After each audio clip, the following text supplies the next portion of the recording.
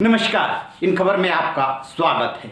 5 राज्यों में विधानसभा चुनाव परिणाम आने के बाद अब दोनों मुख्य दलों में यानी कि बीजेपी और कांग्रेस में परिवर्तन शुरू हो गए हैं। बीजेपी ने जहां अप्रत्याशित रूप से तीनों जगह पे मुख्यमंत्री बदल दिए से मतलब कि जिन लोगों की उम्मीद थी उनको न बना करके नए चेहरे लाए गए, ठीक उसी तरीके से कांग्रेस ने भी अपनी बूढ़ी ब्रिगेड से छुट्टी पा ली है।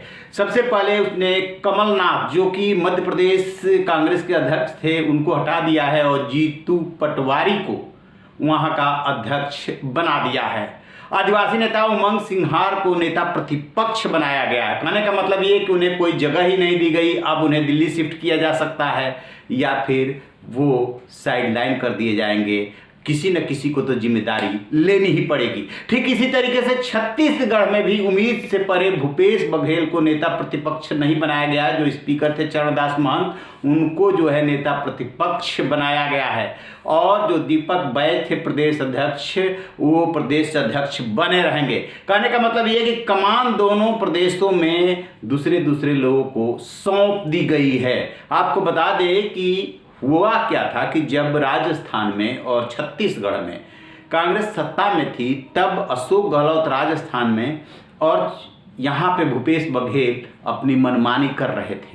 गहलोत ने तो एक तरह से बगावत कर दी थी और केंद्रीय नेतृत्व तो कुछ नहीं कर पाया था। भूपेश बघेल से जो अंदरूनी समझौता हुआ था उसमें 2.5 साल का फार्मूला रखा गया था, लेकिन जैसे ही टीएस सिंहदेव ने अपना दावा रखा, कांग्रेस नेतृत्व तक अपनी बात पहुंचाई, वैसे ही भूपेश बघेल ने अपने समर्थकों को दिल्ली भेज दिया था। उस समय जैसे तैसे मामला निपट गया था, लेकिन अब जो है भूपेश बघेल को नेता प्रतिपक्ष नहीं बनाया गया है। तो इसके दो ही मतलब है और उसमें कमलनाथ को भी जोड़ लीजिए। या तो उन्हें दिल्ली शिफ्ट किया जाएगा, आइए यहाँ संगठन में काम कीजिए, और नहीं तो फिर बहुत कुछ सोच समझ करके बीजेपी ने जो एक्सपेरिमेंट किया है उसका भी इन लोगों ने ध्यान रखा है। चुनाव हारने को तो deputy chief minister TS Singhdeo समेत तमाम जो है बघेल के सहयोगी मंत्री चुनाव हार गए हैं, लेकिन जो जिम्मेदारी दी गई है उसमें गौर करने लायक बात यह है कि चरणदास महंत को नेता विपक्ष बनाया गया है।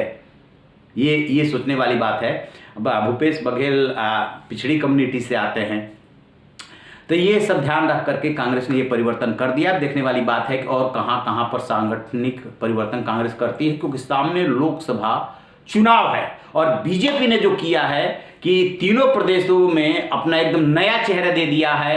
एक जगह आदिवासी दिया है, एक जगह पिछड़ा दिया है, मोहन यादव को मध्य प्रदेश का मुख्यमंत्री बनाया है। छत्तीसगढ़ में जो है आदिवासी विष्णुदेव साय को मुख्यमंत्री बनाया है और राजस्थान में जो है भजनलाल शर्मा यानी कि सवर्ण को दिया है, लेकिन वहां पे जाति समीकरण साधने के लिए तीनों जगह पे डिप्टी चीफ मिनिस्टर दो दे दिया है। इस तरीके से उसने समीकरण बनाया है, लिहाजा कहीं ना कहीं कांग्रेस भी उस दबाव में नजर आई है। रहिए बेखबर, देखते रहिए इन खबर। Thank you.